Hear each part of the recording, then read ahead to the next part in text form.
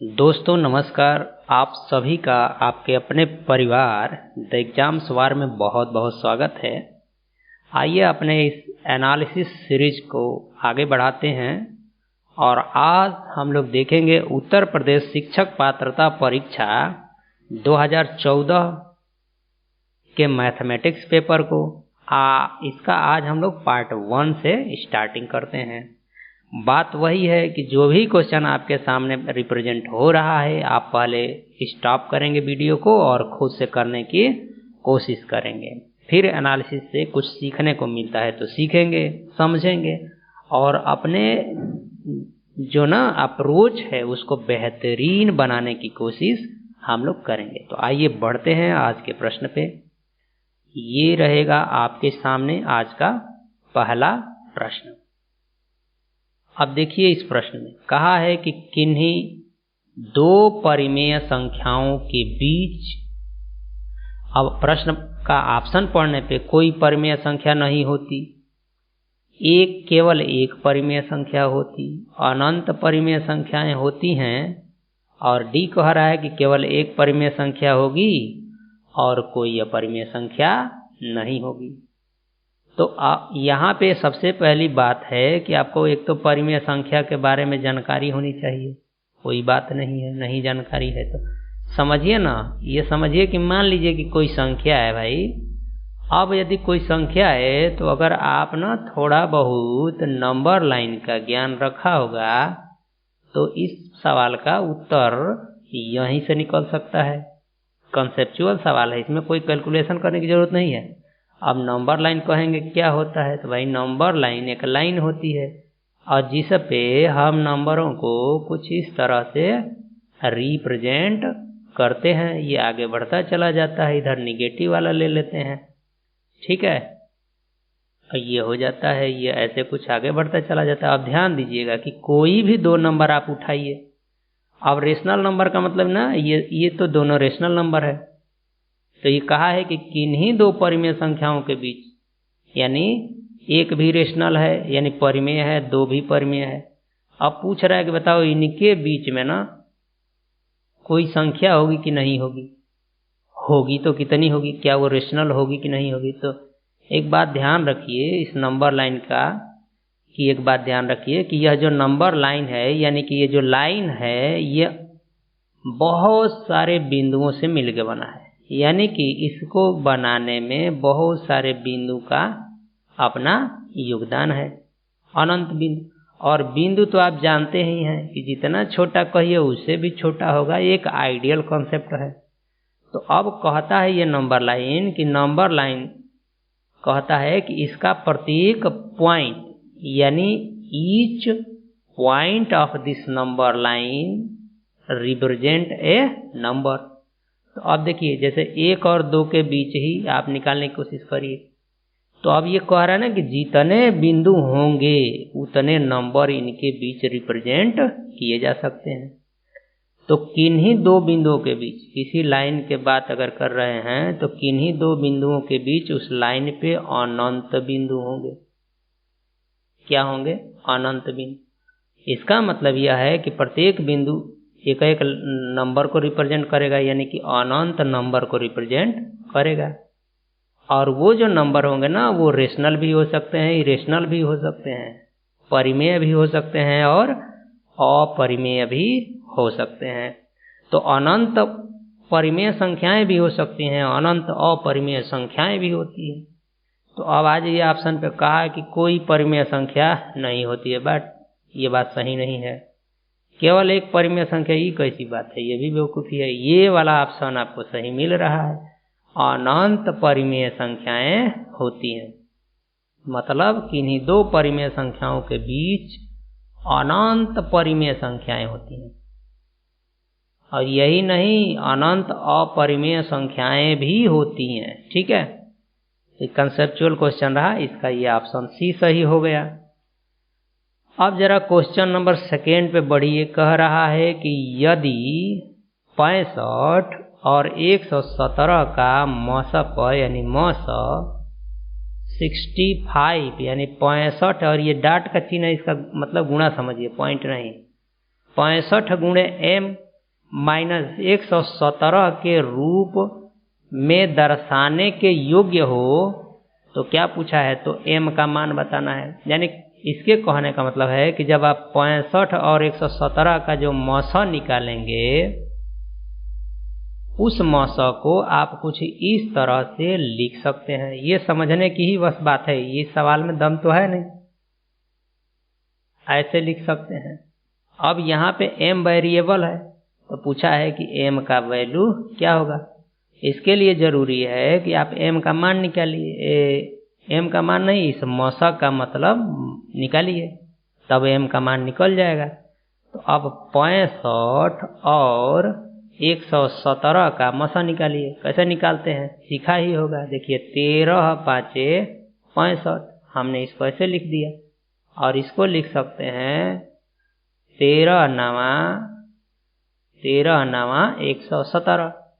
अब आप यही पढ़े हैं कि जो कॉमन होता है ना वो मौसा होता है, इसलिए मौसा क्या हो गया 13। ठीक है, अब जब 13 हो गया तो आप अगर इस इक्वेशन को सॉल्व करने की कोशिश कुछ इस तरीके से करते हैं तो यहाँ पे आपकी बात बन जाएगी। अब सॉल्व क्या करना है, इसमें से उठा के देखिए ना कौन सा होगा। 1 रखेंगे, मान लीजिए 1 से चालू करिए ना, 1 रखिए, छोटी छोटी संख्या को 1 रखिए तो 1 का 65 में गुणा करेंगे तो 65 हो जाएगा। 117 घटाएंगे तो निगेटिव आ जाएगा, 13 कहाँ आने वाला है, तो ये 1 नहीं होगा। 2 को चेक करिए, 65 को जब 2 गुना करेंगे तो 130 हो जाएगा। 130 में से 17 घटा दीजिएगा तो 13 ही मिलता है, इसलिए हमारा ऑप्शन चेकिंग यही करेक्ट हो गया। ठीक है, तो इस तरह से इस प्रश्न का उत्तर क्या हो जाएगा 2, यानी ऑप्शन बी हमारा सही हो जाएगा। अब क्वेश्चन नंबर 3 की बात करिए। कहा है कि एक परिमेय संख्या 5/19 व इसके योज्य प्रतिलोम, ये मायने रखता है वर्ड योज्य प्रतिलोम, के गुणनफल का, ये भी आ गया गुणात्मक प्रतिलोम निकालना है। तो देखिए हमारे पास संख्या है 5/19 और ऑप्शन में जाइए ना, देखिए लगभग एक ही जैसा मिल रहा है। देखिए ये दोनों ऑप्शन एक ही जैसा है, बस फर्क कहाँ है, माइनस और प्लस का है। और यहाँ आइएगा ना तो यहाँ भी देखिए माइनस से प्लस का फर्क है, सबके नीचे 25 है, इसका मतलब कि नीचे तो 25 आने ही वाला है। अब बस थोड़ा सा हमको देख लेना है कि क्या होता है। तो योज्य प्रतिलोम का मतलब जरा समझिए। योज्य प्रतिलोम का मतलब होता है कि वह संख्या जिसको आप इसमें जोड़ देंगे तो इसकी वैल्यू 0 हो जाएगी, कुछ भी जोड़ दीजिए तो 0 कर दे। अब क्या जोड़ेंगे भाई, आप इसमें जोड़ेंगे -5/19, यानी यह जितना है उसका अपोजिट जोड़ देंगे तो 0 हो जाएगा। तो 5/19 का जो योज्य प्रतिलोम हुआ वो -5 क्या हो जाएगा 19। बहुत बढ़िया, तो यहाँ तक आपने निकाल लिया योज्य प्रतिलोम। कहा है कि के गुणनफल का गुणात्मक प्रतिलोम, यानी इस संख्या को भी लिखिए और इसके योज्य प्रतिलोम का गुणनफल कीजिए। तो हमारे पास देखिए ये संख्या 5/19 है, तो इसमें इसको गुणा कर दीजिए 5/19 का। बात समझ गए। अब 5/19 का जब आप गुणा करेंगे तो क्या मिल जाएगा -25 ऊपर, 19 में गुणा करते हैं तो 361। ठीक है, अब गुणात्मक प्रतिलोम का क्या मतलब होता है कि एक ऐसी संख्या चूज करिए जिसमें इससे गुणा करें तो वैल्यू 1 आ जाए। तो गुणात्मक प्रतिलोम निकालने का वही तरीका है कि इसको उल्टा कर दीजिए, यानी कि यहाँ पे लिख सकते हैं 361/25।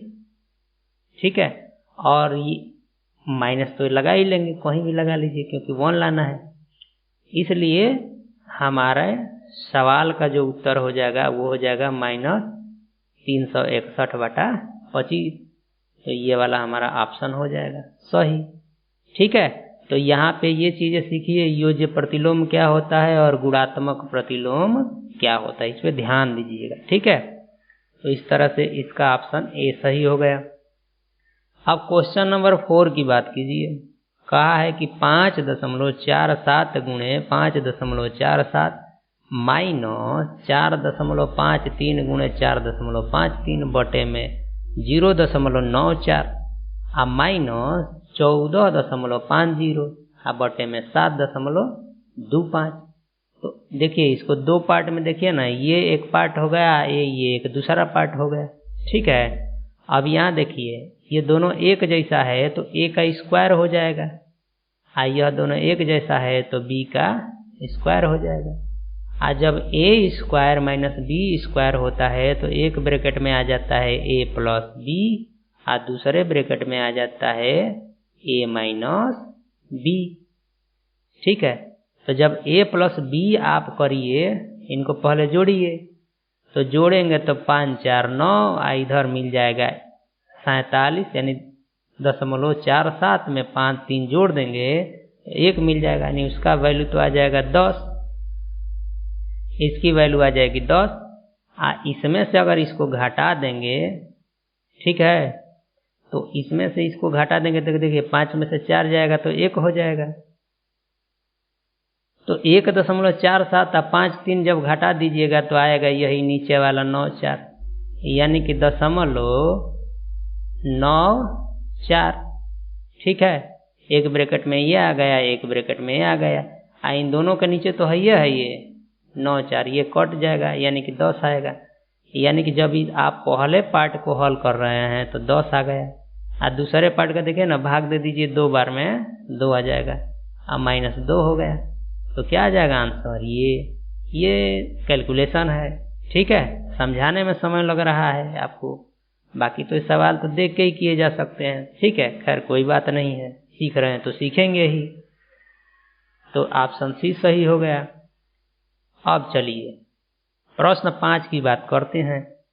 ए का मासिक वेतन बी के वेतन से 20% अधिक है, ये पहली कंडीशन। दूसरी कंडीशन, बी का वेतन सी के वेतन से का 30% है, सी के वेतन का 30% है।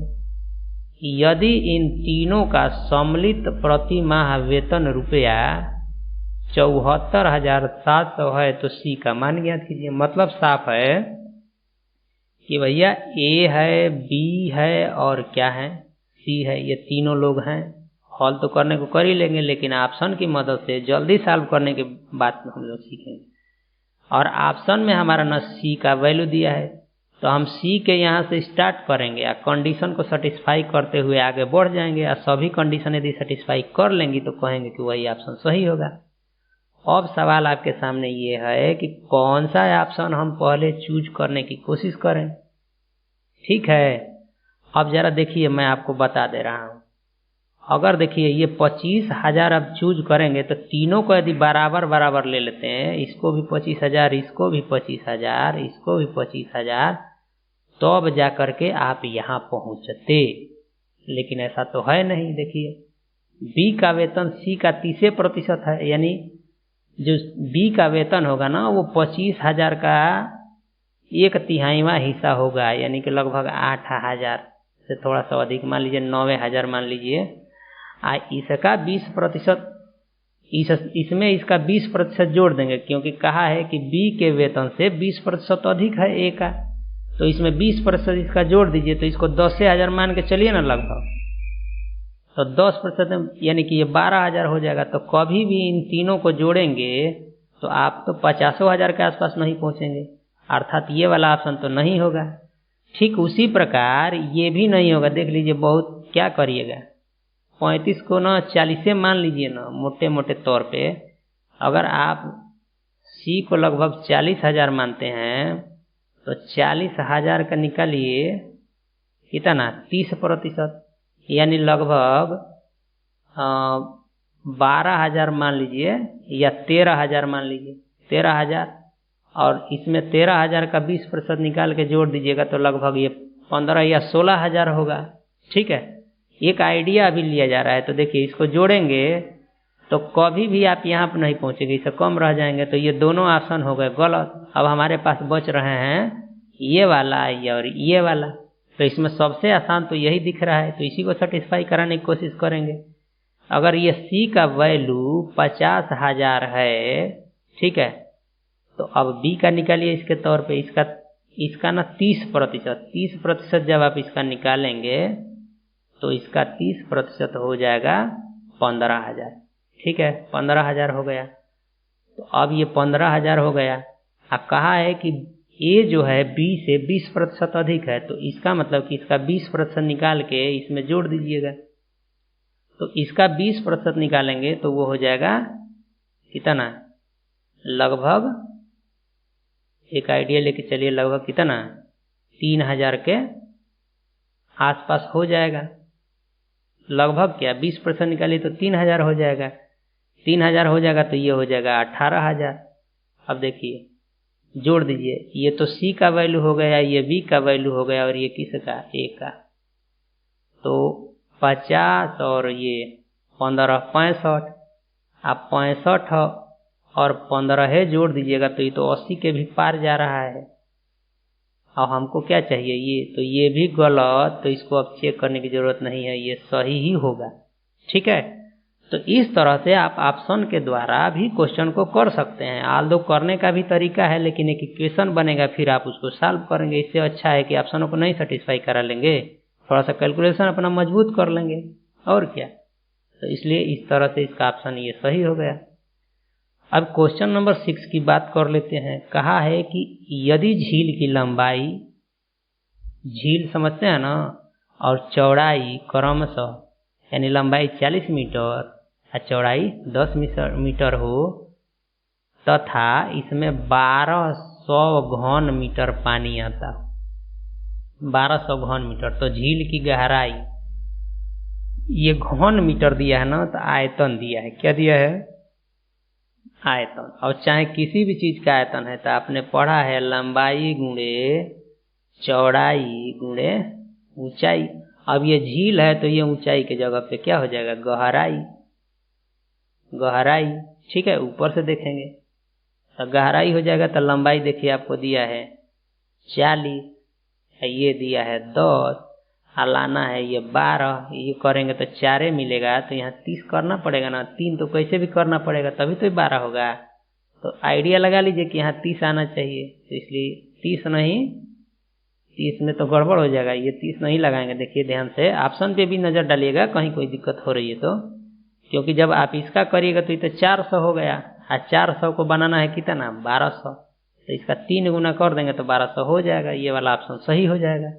तो क्वेश्चन नंबर 6 का ऑप्शन सी, 3 मीटर। ये देखिए क्वेश्चन नंबर 7 क्या कह रहा है, यदि ए बी सी डी एक सम चतुर्भुज है, तब, अब देखिए ये ऑप्शन डिपेंड प्रश्न हो गया कि इनमें से कौन सा सही है, ये बताना है। तो यहाँ पे सबसे जरूरी बात है कि आपको एक सम चतुर्भुज पता हो, कि सम चतुर्भुज क्या होता है।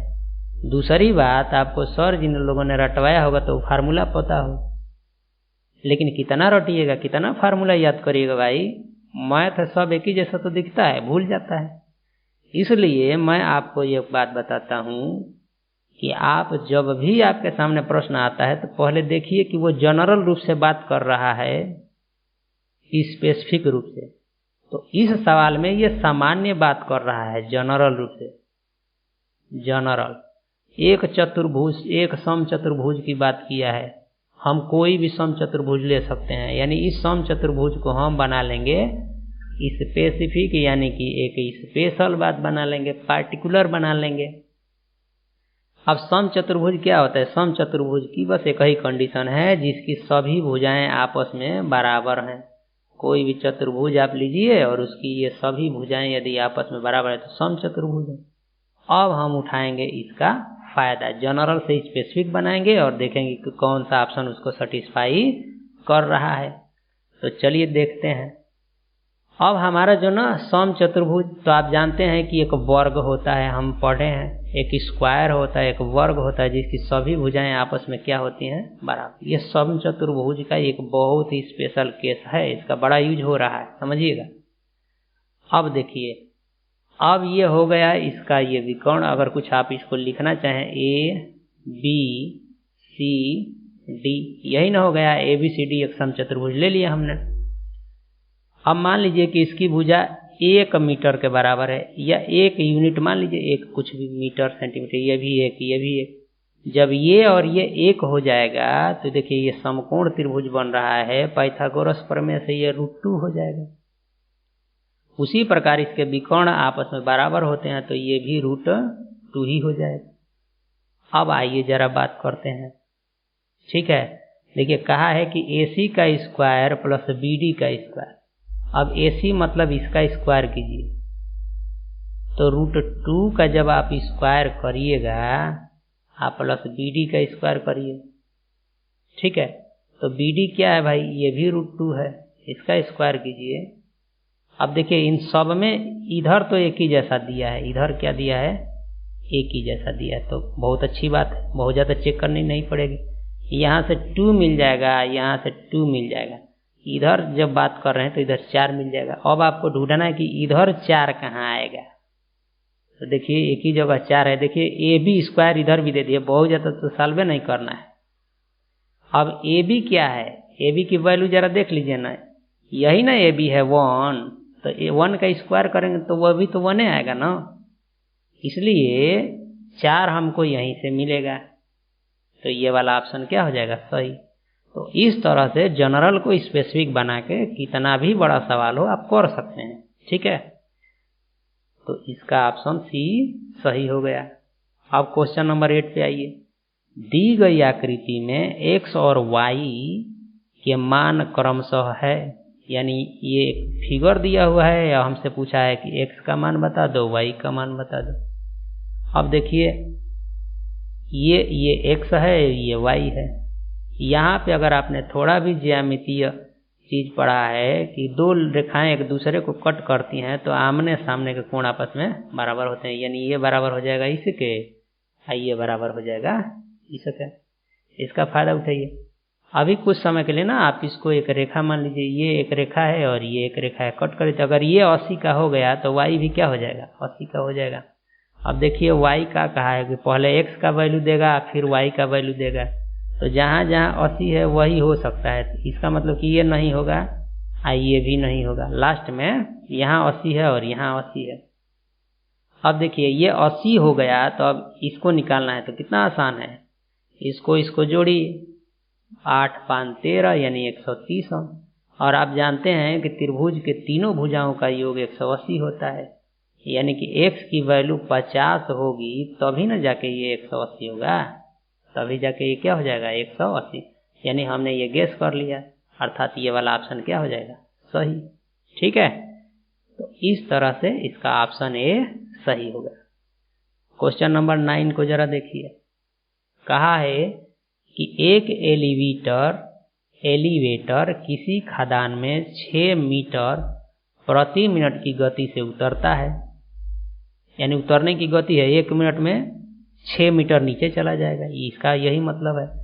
यदि एलिवेटर जमीन के स्तर से 10 मीटर ऊंचाई से उतरता है तो 350 मीटर उतरने में कितना समय लगेगा, यहाँ समझना है। यह जमीन है और जमीन के नीचे ये बात है, ये जमीन का स्तर है, इसको समझ गए तो सवाल का आंसर तो हो ही गया।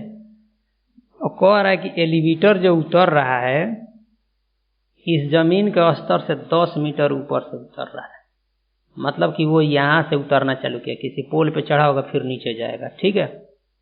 तो पहले तो ये और इधर की ये गहराई जो दिया है इसका देखिए इतना मीटर, तो इतना मीटर उतरने में कितना समय लगेगा, ठीक है। तो नीचे जाना है तो यानी कि 350 मीटर की बात कर रहा है, तो कुल मिला के हो गया 360 मीटर, उसे कुल उतरना है 360 मीटर, ठीक है। और कह रहा है कि 1 मिनट में 6 मीटर उतरता है तो 6 से भाग दे दीजिए, तो 6 से भाग देंगे तो आपको मिलेगा 60 मिल जाएगा मिनट, ठीक है। 60 क्या मिल जाएगा, मिनट, और 60 मिनट को 1 घंटा कहते हैं। तो हो गया हमारा आंसर। देखते हैं कहाँ है, ये है। यहाँ पे यही इंपॉर्टेंट बात है, अगर ये आप बात मिस कर जाएंगे तो इस सवाल का आंसर इधर का उधर हो सकता है। तो सवालों को बड़े इत्मीनान से पढ़िए, कंडीशन क्या है, पूछ क्या रहा है, ठीक है। अब देखिए क्वेश्चन नंबर 10 कह रहा है कि दो संख्याओं का महत्तम समापवर्त यानी मस 35 है और उनका लघुत्तम समापवर्त 525 है। यदि उनमें से एक संख्या 175 है तो दूसरी संख्या बतानी है। तो देखिए यहाँ पे एक सूत्र होता है, याद कर लीजिएगा, मस गुणे लस इज इक्वल टू पहली संख्या गुणे दूसरी संख्या। अब देखिए मस दिया है 35, लस दिया है 525 और एक संख्या दे दिया है 175 और दूसरी संख्या ढूंढनी है। दूसरी संख्या क्या करनी है, आपको ढूंढनी है। ठीक, तो आप इसको लेके चले जाइए इधर, ठीक है, या इसको कटाने की कोशिश करिए। तो 35 से आप कितनी बार में कटा सकते हैं, 5 बार में इसको कटा सकते हैं। 35 5 175, क्यों 5 25 5 15 270। ठीक है, इधर हो गया 5, फिर 5 को जब आप इधर लाइएगा तो 525, क्योंकि निकालना है सेकेंड का मान, तो ये मल्टीप्लाई है तो इधर आके डिवीजन हो जाएगा। अब 505 का में 5, ठीक है, और 5 या 25, यानी कि इसका आंसर क्या हो जाएगा 105। ठीक, इस तरह से आज के सेशन का ये जो लास्ट प्रश्न है इसका जो ऑप्शन हो गया डी सही। और मैं आपसे अब लेना चाहूँगा विदा, और आग्रह फिर वही है कि चैनल को सब्सक्राइब कीजिए, ज़्यादा से ज़्यादा वीडियो को लाइक और शेयर करिए, क्योंकि आपका ये जो बहुमूल्य सहयोग है मुझे बहुत ज़्यादा प्रोत्साहित करेगा आगे के और भी इम्पोर्टेंट वीडियो बनाने के लिए। तब तक के लिए मिलते हैं अगले सेशन में, तब तक के लिए आप सभी को बहुत बहुत धन्यवाद।